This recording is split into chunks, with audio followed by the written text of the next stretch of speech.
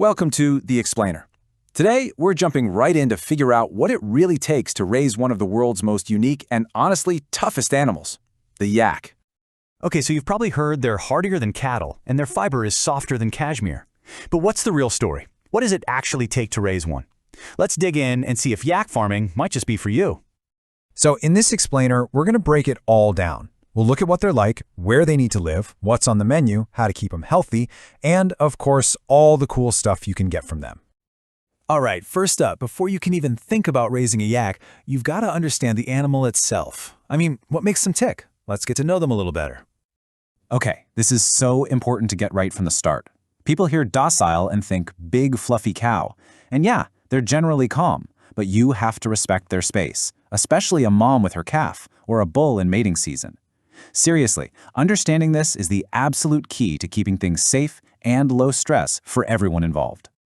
And this just drives that point home, right? Yaks are herd animals through and through. You can't just have one. Keeping them alone causes a ton of stress. So a happy yak is a social yak.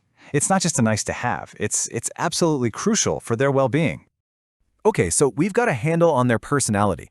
Now the next logical question is, where do these incredibly hardy animals actually live? Let's talk about building the perfect yak home. So yeah, yaks are tough, but they're not invincible, right?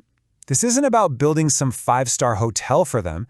It's about smart, simple protection. Think about it. They evolved in the mountains, so they need a good windbreak, a sturdy fence they can't just push over, and a dry spot to lie down. That's it. Those are the building blocks of a safe and comfy yak home. All right, let's move on to maybe the most fundamental question for any animal owner. What's for dinner? I mean, what do yaks actually eat? And this chart makes it crystal clear. Yaks are foragers, plain and simple. Their whole system is built to run on grass, hay, shrubs. Simple, high-fiber stuff. That other 15%, that's really just a little boost, a support system to help them get through a tough winter. But hang on a second. What about water? Especially in the winter. You might think water is water. What's the big deal? Well, for yaks, it turns out the temperature of that water can be a really, really big deal. And here's the kicker. If the water is just too cold, they won't drink enough. Simple as that. So just warming it up a little bit, taking the icy chill off, can make a massive difference. It's one of those tiny details that can literally separate a thriving yak from one that's really struggling to get through the winter. Okay, so we've got their house and their food sorted. Now let's talk about keeping them healthy. Yaks are known for being super hardy, but that hardiness doesn't happen by accident. It's all about preventative care. Think of this as your go-to health checklist. The whole game here is being proactive, not reactive. You're not waiting for something to go wrong. So yeah, you'll need to talk to a vet about vaccinations, kind of like you would for cattle, and stay on top of parasites. But honestly, the most important tool you have is your own eyes. Just watching your herd every day, knowing their routines. That's how you spot a problem before it becomes a big problem. All right, so you've done all this work. You've built the perfect home. You've got their diet dialed in. You're keeping them healthy. So what's the payoff? Let's get to the good part, the incredible, valuable stuff that yaks produce.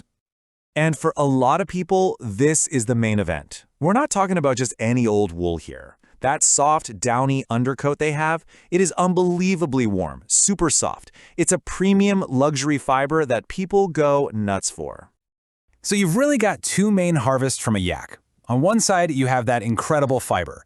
And what's cool is you collect it in the spring when they're shedding anyway, so it's a really gentle process. And then on the other side, you have their milk. It's super rich, packed with nutrients, and it makes for some amazing butter and cheese.